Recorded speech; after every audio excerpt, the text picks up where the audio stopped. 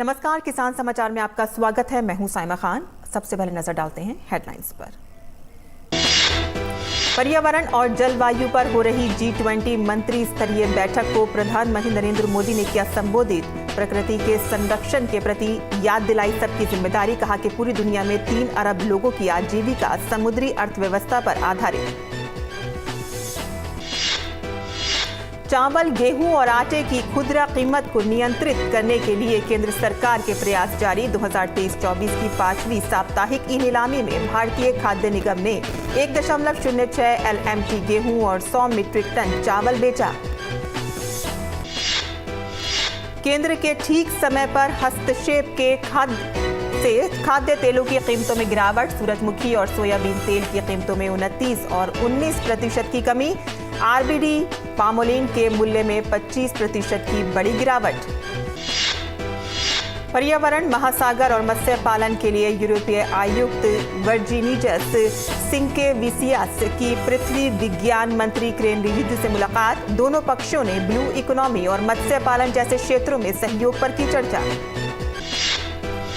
प्रधानमंत्री उज्ज्वला योजना ने लिखी कामयाबी की नई कहानी। वित्त वर्ष 2022-23 में प्रति व्यक्ति खपत में वृद्धि 3.01 से बढ़कर हुई 3.71। लाभार्थियों द्वारा रिफिल 2018-19 में 16 करोड़ से बढ़कर 2022-23 में हुआ 35 करोड़। और अब समाचार विस्तार से।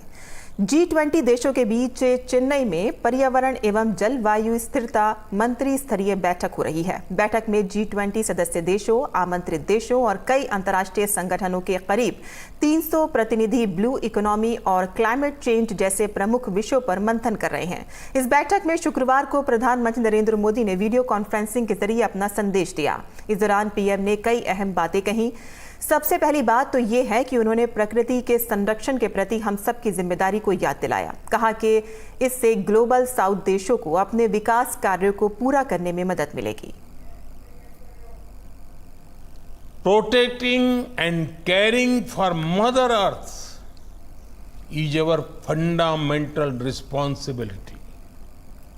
Today it has taken the shape of climate action because this duty was ignored by many for a very long time.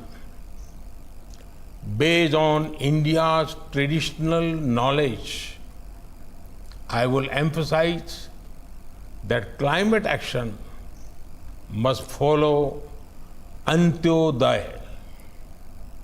That is, we must ensure the rise and development of the last person in the society. Countries of the global south are particularly impacted by climate change and environmental issues. We need enhanced action on commitments under the UN Climate Convention and the Paris Agreement.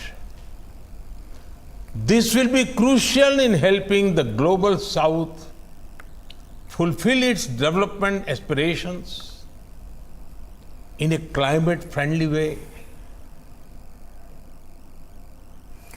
PM ने पर्यावरण और जलवायु संरक्षण की दिशा में भारत में हो रहे क्रियाकलापों की जानकारी दी और कहा कि भारत नवीकरणीय ऊर्जा क्षमता के मामले में भारत दुनिया के 5 शीर्ष देशों में से है। 2070 तक भारत नेट जीरो के लक्ष्य करने की दिशा में काम कर रहा है। We have also set a target of attaining net zero by 2070. We continue to collaborate with our partners through alliance including International Solar Alliance, CDRI, and the Leadership Group for Industry Transition. Friends, India is a mega diverse country.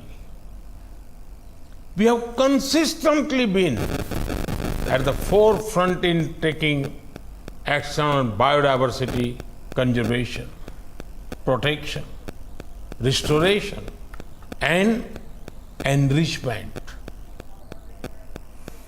प्रधानमंत्री मोदी ने पिछले साल शुरू की गई mission life का जिक्र करते हुए कहा कि ये पर्यावरण संरक्षण में अहम भूमिका निभाएगा।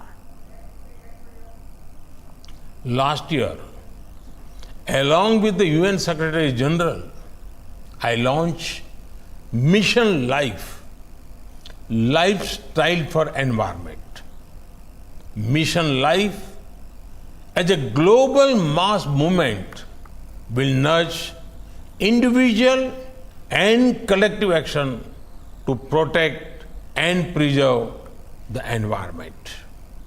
In India, environment-friendly actions by any person, company, or local body will not go unnoticed.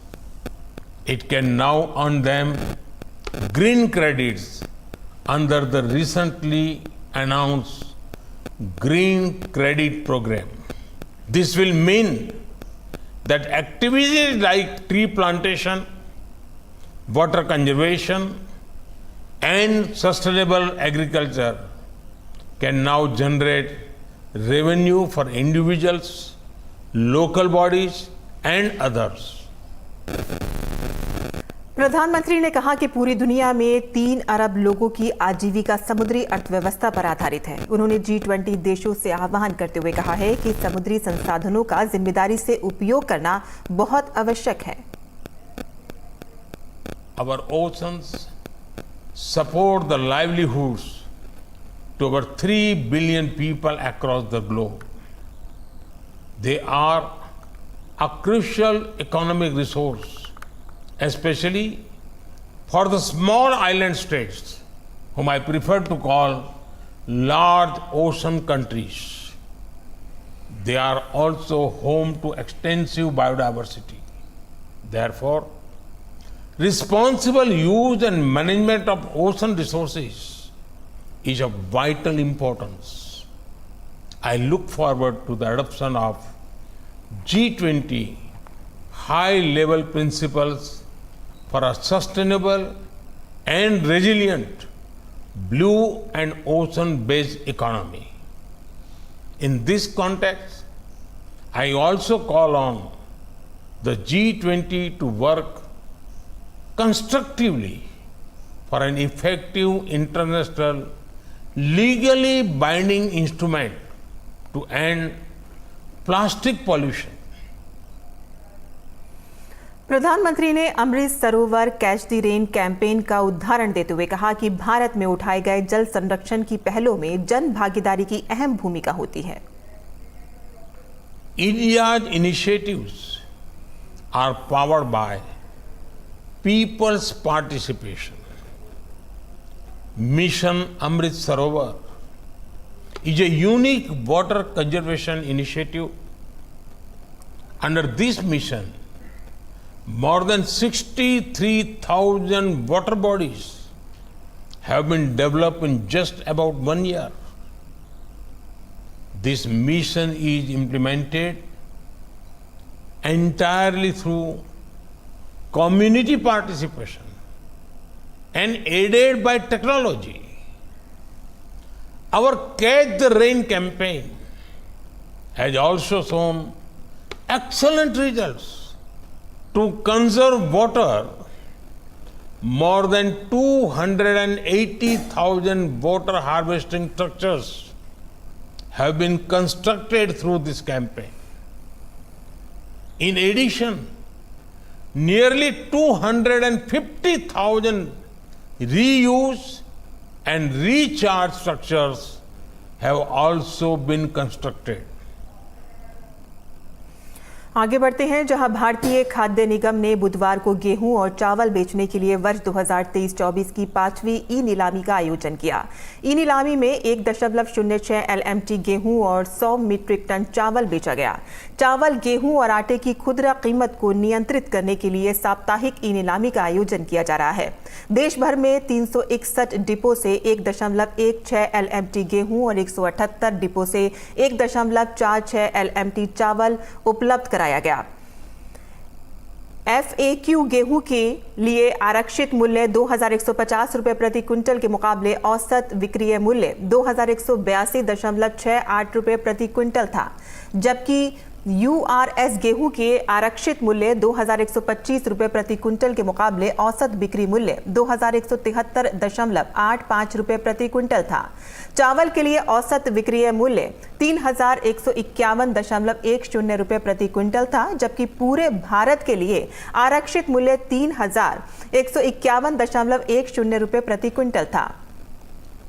ई नीलामी की वर्तमान किस्त में एक खरीदार के लिए गेहूं के लिए अधिकतम 100 टन और चावल के लिए 1,000 टन तक की पेशकश करके खुदरा मूल्य में कमी का लक्ष्य रखा जा रहा है। ये निर्णय छोटे और सीमांत अंतिम उपयोगकर्ताओं और प्रोत्साहित करने और अधिक प्रतिभागियों को आगे आने और अपनी पसंद के डिपो से आवश्यकता अनुसार बोली लगाने को सुनिश्चित करने के लिए लिया गया है। भारत सरकार खाद्य तेलों की घरेलू खुदरा कीमतों की गहनता से निगरानी कर रही है ताकि ये सुनिश्चित किया जा सके कि अंतर्राष्ट्रीय कीमतों में कमी का पूरा लाभ अंतिम उपभोक्ताओं को प्राप्त हो सके। घरेलू बाजार में खाद्य तेलों की कीमतों को नियंत्रित करने और उसमें कमी लाने के लिए भारत सरकार ने कई कदम उठाए हैं। कच्चे पाम तेल, कच्चे सोयाबीन तेल और कच्चे सूरजमुखी तेल पर मूल्य शुल्क 2.5% से घटकर 0 कर दिया गया है। तेलों पर कृषि उपकर 20% से घटकर 5% कर दिया गया है। 21 दिसंबर 2021 को रिफाइंड सोयाबीन तेल और रिफाइंड सूरजमुखी तेल पर मूल्य शुल्क 32.5% से घटाकर 17.5% कर दिया गया और रिफाइंड पाम तेल पर मूल्य शुल्क 17.5% से घटाकर 12.5% कर दिया गया। इस शुल्क को 31 मार्च 2024 तक बढ़ा दिया गया है। सरकार द्वारा किए गए निरंतर प्रयासों के कारण रिफाइंड सूरजमुखी तेल, रिफाइंड सोयाबीन तेल और RBD पामोलिन की खुदरा कीमतों में एक वर्ष में क्रमशः 29.04%, 18.98% और 25.43% की कमी आई है। केंद्रीय पृथ्वी विज्ञान मंत्री किरेन रिजिजू और यूरोपीय पर्यावरण, महासागर और मत्स्य पालन यूरोपीय संघ के यूरोपीय आयुक्त वर्जिनीजस सिंकेविसियस के बीच एक द्विपक्षीय बैठक बुधवार को नई दिल्ली में आयोजित की गई। बैठक का आयोजन दोनों पक्षों के सामान्य मुद्दों जैसे कि ब्लू इकोनॉमी, समुद्री कचरे, समुद्री जैव विविधता, समुद्री संरक्षित क्षेत्र और महासागर और मत्स्य पालन संवाद पर चर्चा करने के लिए किया गया था। भारत ने द्वीप शिखर सम्मेलन और ओशन 20 डायलॉग में आयोजित ब्लू इकोनॉमी से संबंधित G20 गतिविधियों पर प्रकाश डाला। रिजिजू ने समुद्री प्रदूषण को चिंता के एक महत्वपूर्ण क्षेत्र के रूप में उजागर किया। यूरोपीय संघ आयुक्त ने कहा कि ये भी उल्लेख किया है कि न केवल महासागरों की सफाई बल्कि उनके स्रोतों से प्लास्टिक को रोकना भी महत्वपूर्ण है और उम्मीद है कि कानूनी रूप से ये महत्वपूर्ण समझौता जल्द ही जल्द हासिल किया जाएगा। प्रधानमंत्री नरेंद्र मोदी द्वारा 1 मई 2016 को उत्तर प्रदेश के बलिया से प्रधानमंत्री उज्ज्वला योजना शुरू की गई थी। सरकार ने PMGKP के तहत प्रत्येक PMUY परिवारों को 3 मुफ्त रिफिल प्रदान करने की घोषणा की। आयोजन के संचालन के दौरान PMUY लाभार्थियों को कुल 14.17 करोड़ रिफिल मुफ्त दिए गए। प्री कोविड वर्ष यानी कि वित्त वर्ष 2019-20 के आंकड़ों के आधार पर प्रति व्यक्ति खपत में वृद्धि हुई है, जो वित्त वर्ष 2022-23 में 3.01 से बढ़कर 3.71 हो गई है। 2022-23 के दौरान 88% गरीब PMUY परिवारों में रिफिल लिया गया और इसके अलावा पिछले 5 वर्षों में PMUY उपभोक्ताओं की प्रति व्यक्ति खपत में 24% की वृद्धि हुई है। किसान समाचार में अब बात करते हैं मंडी भाव की और देखते हैं कि क्या रहा देश भर की मंडियों का भाव।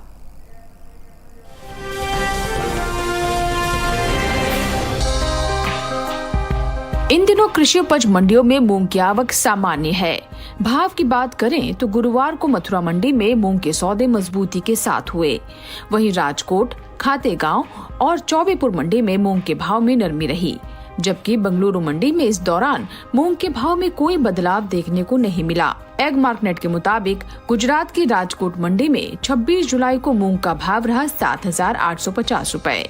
27 जुलाई को इसके भाव 100 रुपए टूटकर 7,750 रुपए प्रति क्विंटल पर हुए। हालांकि कर्नाटक की बंगलुरु मंडी में इन दिनों बीते 2 दिनों के दौरान मूंग के भाव स्थिर रहे। यहाँ 26 और 27 जुलाई को मूंग का भाव 10,800 रुपए रहा। मध्य प्रदेश की खातेगांव मंडी में मूंग के सौदों में नरमी के साथ कारोबार हुआ। यहाँ 26 जुलाई को मूंग का भाव था 7,496 रुपए। 27 जुलाई को इसके सौदे 176 रुपए लुढ़ककर 7,320 रुपए पर हुए। उत्तर प्रदेश की मथुरा मंडी में 26 जुलाई को मूंग का भाव रहा 8,040 रुपए। 27 जुलाई को इसके सौदों में 10 रुपए की तेजी आई और भाव जा पहुंचा 8,050 रुपए प्रति क्विंटल पर। जबकि राज्य की ही चौबेपुर मंडी में मूंग के भाव में सुस्ती देखने को मिली। यहाँ 26 जुलाई को मूंग का भाव था 7,620 रुपए। 27 जुलाई को इसके सौदों में 400 रुपए की भारी गिरावट आई और भाव हो गया 7,220 रुपए।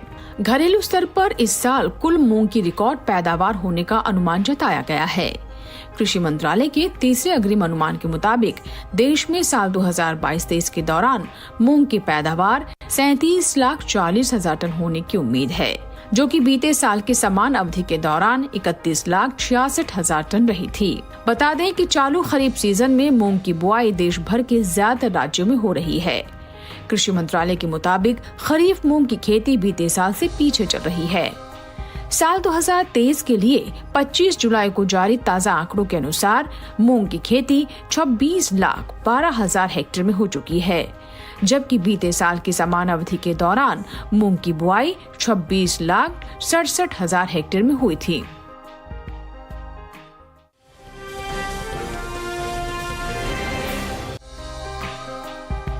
कृषि उपज मंडियों में इन दिनों हल्दी की आवक सीमित बनी हुई है। गुरुवार को इक्का दुक्का मंडियों में ही हल्दी बिकवाली के लिए पहुंची।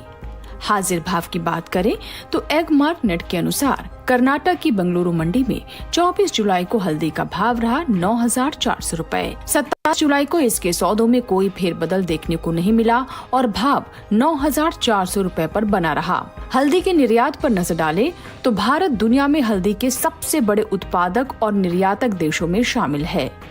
दुनिया का करीब 60% हल्दी का निर्यात केवल भारत ही अंतर्राष्ट्रीय बाजार में करता है। इस साल देश से होने वाले हल्दी की निर्यात में बढ़त देखने को मिली है। बीते साल के मुकाबले साल 2022-23 के दौरान हल्दी के निर्यात में 10% का इजाफा हुआ है। भारतीय मसाला बोर्ड के मुताबिक साल 2021-22 के दौरान भारत ने हल्दी का निर्यात 1,53,442 टन का किया था, जो साल 2022-23 के दौरान 13,257 टन बढ़कर इस साल 1,66,000 टन के पार पहुंच गया है। बता दें कि भारत हल्दी का निर्यात France, Germany, America, England, Japan, Netherland और ऑस्ट्रेलिया के अलावा दूसरे कई राज्यों में करता है। भारत में हल्दी की सबसे ज्यादा खेती आंध्र प्रदेश में होती है। इसके बाद ओडिशा और तमिलनाडु का स्थान आता है। महाराष्ट्र में भी हल्दी की खेती होती है। आंध्र प्रदेश का देश के हल्दी उत्पादन में करीब 40% का योगदान है। इसके अलावा केरल, कर्नाटक, पश्चिम बंगाल, गुजरात, मेघालय, असम में भी हल्दी की खेती की जाती है।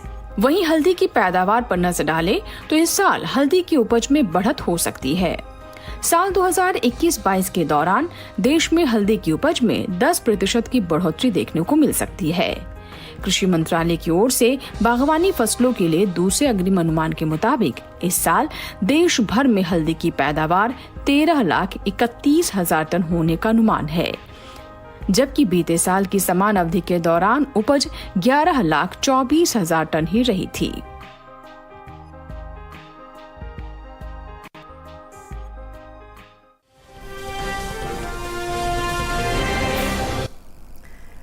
और मंडी खबर के बाद अब बात करते हैं मौसमी खेती की। किसान इस मौसम में कैसे रखें अपनी खेती का ख्याल, आइए देखते हैं।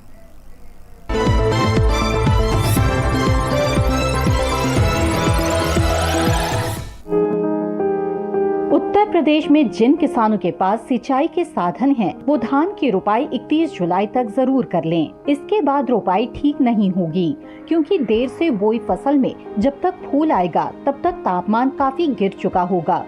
जो चावल उत्पादन में भारी कमी कर सकता है। सोयाबीन के किसान बुआई के तुरंत बाद खरपतवार नियंत्रण के लिए एलाक्लोर 50 EC को 1000 लीटर पानी में मिलाकर छिड़काव करें। जो किसान खरीफ के दौरान मक्का बोना चाहते हैं वो खेत तैयार कर लें। इसी तरह अरहर के लिए भी खेत तैयार करने का समय चल रहा है। जल भराव से बचने के लिए अरहर की बुआई कुछ ऊंची जमीन पर करनी होगी। बुआई के समय 20 kilo nitrogen, 45 kilo sulphur, 20 kilo potash और 20 किलो सल्फर प्रति हेक्टेयर के हिसाब से डालें।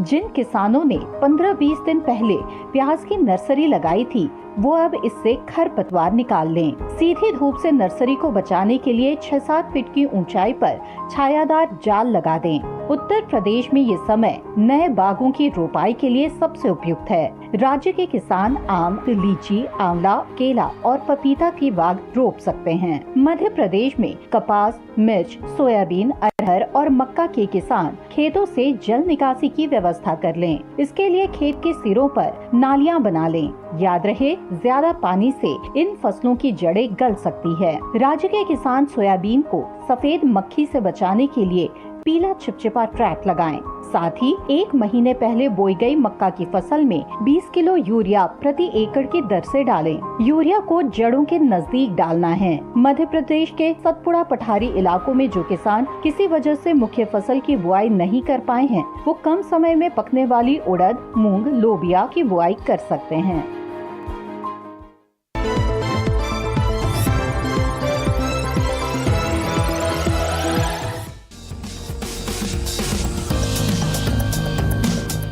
इसे तोरई, तोरी और घिवरा तीनों कहते हैं।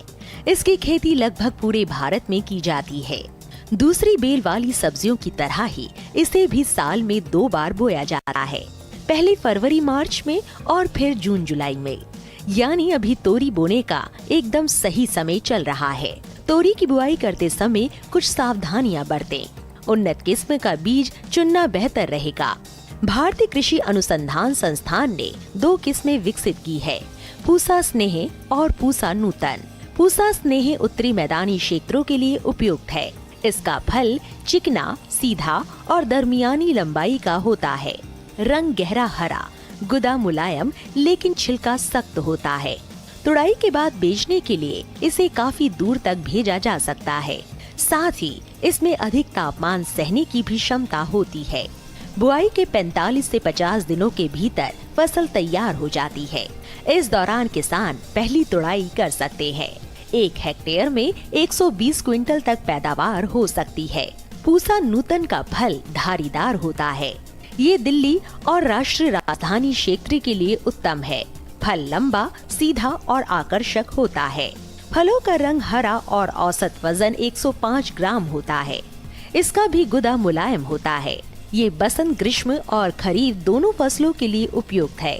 बोने के 45 से 50 दिनों में पहली तुड़ाई की जा सकती है। पूसा नूतन किस्म 1 हेक्टेयर में 160 क्विंटल तक पैदावार दे सकती है। तोरी की बुआई करते समय 1 हेक्टेयर के लिए 4 से 5 किलो बीज पर्याप्त होते हैं। बुआई करते समय पंक्ति से पंक्ति की दूरी 200 सेंटीमीटर और पौध से पौध की दूरी 75 सेंटीमीटर रखें। अगर बात सिंचाई की करें तो गर्मी के मौसम में हर 5 से 6 दिन पर सिंचाई करते रहें। खरपतवार हटाने के लिए 2 बार निराई करें। फसल में फल मक्खी का प्रभाव भी देखा जा सकता है। ऐसे में उचित दवाओं का छिड़काव करें। किसान ध्यान रखें कि फसल में किसी भी तरह की दवा का छिड़काव करने से पहले कृषि विशेषज्ञों की सलाह जरूर लें।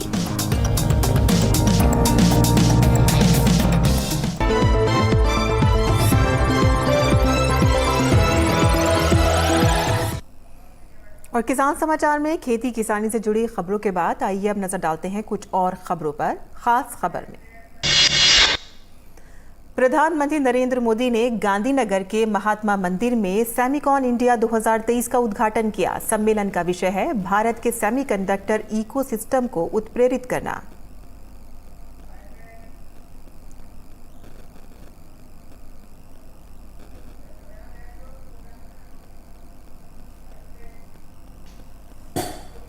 संसदीय कार्य मंत्री प्रहलाद जोशी ने कहा कि विपक्ष शांतिपूर्ण ढंग से चर्चा में भाग नहीं लेता और संसद में किसी भी विधेयक को पारित करने में सहयोग नहीं करता। आरबीआई ने स्टार निशान वाले नोट की वैधता पर जताई जा रही आशंकाएं खारिज करते हुए कहा है कि ये नोट अन्य वैध नोटों की तरह ही है।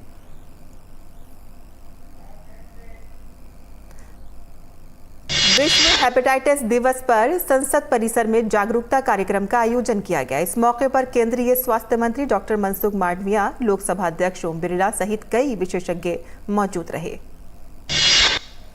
लोकसभा अध्यक्ष ओम बिरला ने कहा कि देश के हर जनप्रतिनिधि को संसद से लेकर पंचायत तक हेपेटाइटिस जैसी बीमारियों के खिलाफ जागरूकता अभियान चलाना चाहिए।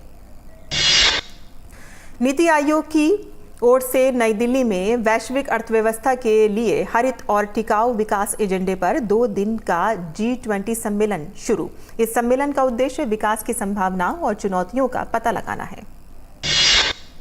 G20 में भारत के शेरपा अमिताभ कांत ने कहा कि मजबूत, सतत संतुलन और समावेशी विकास के मुद्दे पर बैठक में चर्चा होगी।